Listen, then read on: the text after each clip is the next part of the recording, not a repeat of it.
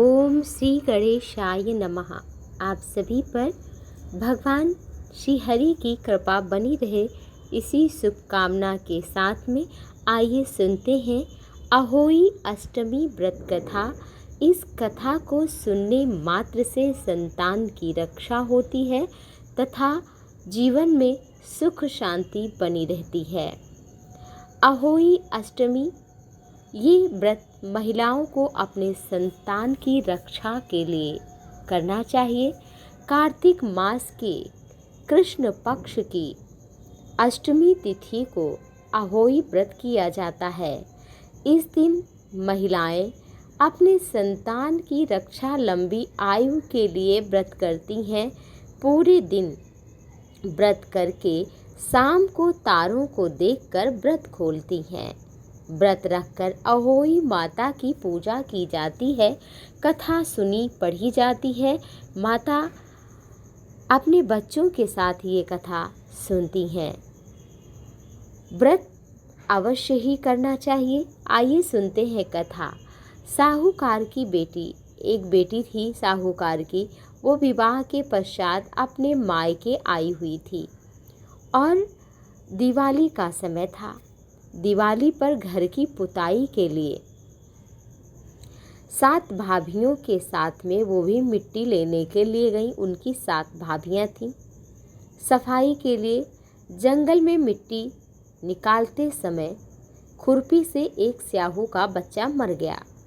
इस घटना से दुखी होकर स्याहू की माता ने साहूकार की बेटी को कभी मां न बनने का श्राप दे दिया। उस श्राप के प्रभाव से साहूकार की बेटी बहुत दुखी हुई और उसका कोख बंध गया। श्राप से साहूकार की बेटी बड़ी दुखी हुई। उसने भाभियों से कहा कि उनमें से कोई उनकी कोख ले ले। अपनी ननद की बात सुनकर सब तो तैयार न हुई। छोटी भाभी तैयार हो गई। उस श्राप के दुष्प्रभाव से उसकी संतान केवल 7 दिन ही जिंदा रहती थी। जब कोई बच्चे को जन्म देती वो 7 दिन में मृत्यु हो जाती थी। वो परेशान होकर एक पंडित विद्वान के पास उपाय पूछने गई। पंडित की सलाह पर उसने सुरही गाय की सेवा शुरू कर दी। उसकी सेवा से प्रसन्न होकर गाय ने उसे एक स्याहू की माता के पास ले गई। रास्ते में गरुड़ पक्षी के बच्चे को सांप मारने वाली थी, लेकिन साहूकार की छोटी बहू सांप को मारकर गरुड़ पक्षी के बच्चे को जीवन दान देती है। तब उस गरुड़ पक्षी की माँ जाती है। वह पूरी घटना सुनने के बाद प्रभावित हो जाती है कि इसने मेरा बड़ा काम किया है। उसे स्याहू की माता के पास ले जाती है। स्याहू की माता जब साहूकार की छोटी बहू की परोपकार सेवा भाव की बातें सुनती है तो प्रसन्न हो जाती हैं। फिर उसे 7 संतान की माँ होने का आशीर्वाद भी देती हैं। आशीर्वाद के प्रभाव से साहूकार की छोटी बहू को 7 बेटे हुए, जिससे उनके 7 बहुएं हुई। उनका भरा पूरा परिवार हुआ। उनके बच्चों की संतान की आयु भी लंबी हुई। इस तरह से अपने संतान की रक्षा के लिए व्रत किया। इस दिन प्रातःकाल उठकर के स्नान ध्यान करना चाहिए। अहोई अष्टमी के दिन सबसे पहले गणपति की पूजा करनी चाहिए। तारों को देखकर व्रत खोलना चाहिए।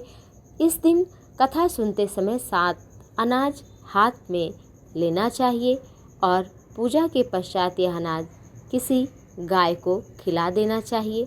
अहोई अष्टमी की पूजा के समय अपने बच्चों को भी साथ में बिठाना चाहिए और पूजन अवश्य करना चाहिए। उनकी जयकारा लगाना चाहिए, आरती करना चाहिए, वंदना करना चाहिए, जिससे जीवन में सुख शांति और समृद्धि बनी रहे। 2023 में भी यह व्रत रखा जाएगा और ये 5 नवंबर को व्रत रखा जाएगा। इस दिन महिलाएं संतान की रक्षा के लिए व्रत रखती हैं। आप सभी के संतान की रक्षा हो, शुभ हो, मंगल हो, हमारी यही शुभकामना है। आप सभी पर माता अहोई कृपा करें। आप सभी का शुभ मंगल कल्याण हो। जय माँ अहोई।